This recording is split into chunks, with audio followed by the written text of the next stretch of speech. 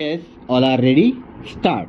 I find it impossible to reach this conclusion. Stop. Certain decisions of the Lahore High Court to which it is unnecessary to refer now, did indicate that some latitude should be shown to a bona fide transferee, but the danger of this latitude was soon realized, and later decisions have repeatedly attested the need of protecting the interest of the true owner even against a bona fide transferee unless it is clear that the true owner himself induced the belief that the ostensible owner could deal with the property. Stop. I need only refer to a decision of a full bench of the Lahore High Court in Shamsher Chand versus Bakshi Meher Chand, which laid down two clear rules.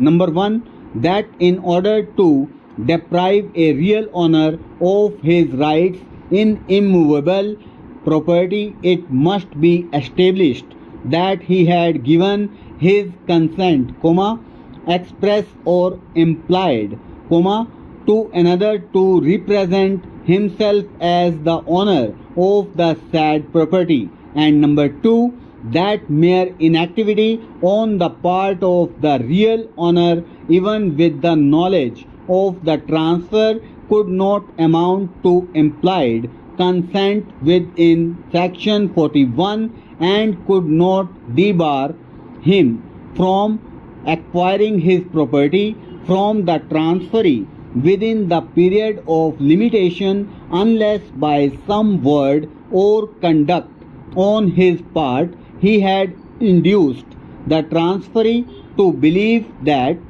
his transferor was competent to make the transfer. Stop.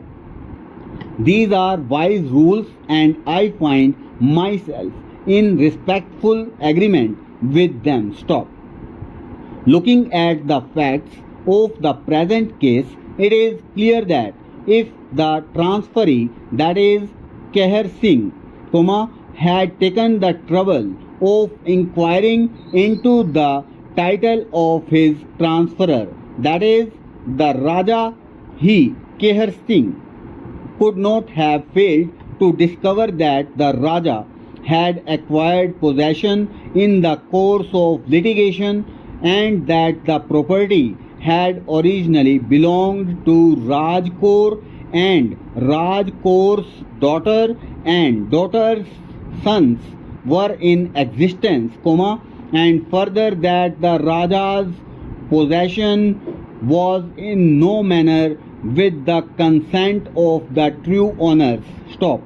If it is no consequence that the true owners did not immediately go to court to claim their rights, and in my opinion, therefore, no advantage can in the present case be taken of the rule in section 41 of the Transfer of Property Act. Stop. Next para.